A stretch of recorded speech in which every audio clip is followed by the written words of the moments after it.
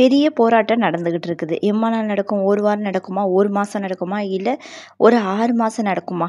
6 மாதம் நடக்கும். அதுக்கப்புறம் அந்த போராட்டம் நின்று போயிடும்.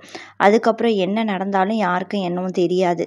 ஒரு நிகழ்ச்சி நடக்கும்போது தான் அதோட எப்படி சொல்கிறது, அதோட ரொம்ப பெருசாக போராட்டம் போகும். ஆனால் புஸ்வான மாட்டம் போயிடும். எத்தனை போராட்டம் தான் நம்ம பண்ணுறது?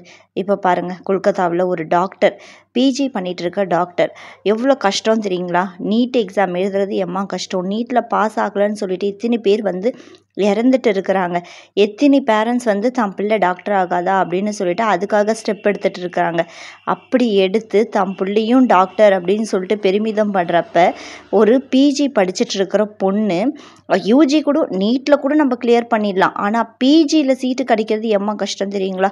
10-15 புக்கு அம்மம் பெரிய பெரிய புக்காக இருக்கும். அதை ஒரு புக்கை நம்மளால் ரெஃபர் பண்ண முடியாது. அந்த சஞ்சய் ராய்க்கு சொல்கிறேன், அதில் ஒரு பேஜ் உங்களால் படிக்க முடியுமா? அம்மா கஷ்டப்பட்டு அந்த பொண்ணு நைட் ஸ்டடி படிச்சுட்டு இருந்திருக்காங்க அந்த ஹாஸ்பிட்டலில். ஒரு ஹாஸ்பிட்டல்லே ஒரு பெண்ணுக்கு பாதுகாப்பு இல்லை. என்னங்க சொல்கிறது?